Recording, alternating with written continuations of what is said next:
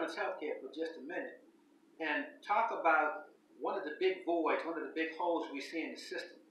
And that hole is psychological health services. A number of the injuries that we see coming out of a deployment, coming out of a field of operations, a theater of operations, are visible. You may come up with a laceration of some sort. You may need some kind of a prosthetic, a surgery to put a cast on a broken limb. But their psychological services do not manifest themselves in the same way. And one of the things we're paying for is the number of suicides that veterans are subject to on a daily basis. From our last series of operations abroad, we see veterans committing suicide at a rate of 22 per day. If you take a look at the female population is 2.5 times the rate of the male population.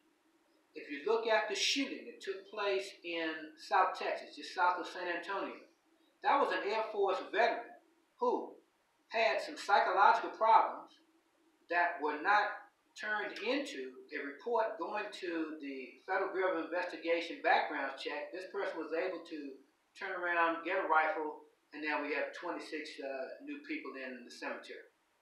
When I bring these kinds of things up and talking about what I think needs to go into the system, it's because I'm like you. I live with the decisions that the Congress makes on a routine basis. None of the other people who are candidates for this race have to face the kinds of things that the veteran has to face in order to access quality health care. So when I make a decision, I'm going to feel it right away, as every other veteran is going to feel it right away. I think that gives me credibility at the national level, gives me credibility at the local level, distinguishes me from every other candidate in the race. I'm going to ask you, think about it, take a look at it. Look at the system as it is, specifically veterans. Look at the score that we got the last time the report card came out. Look at Mr. O'Rourke's comments, the fact that Veronica Escobar is looking to take the baton from him. What trajectory do you think we're going to be put back on if that person gets the nod? I'm asking for it because I got the experience. I will live with, and I will have to live with, the byproducts of every decision that's made at the national level.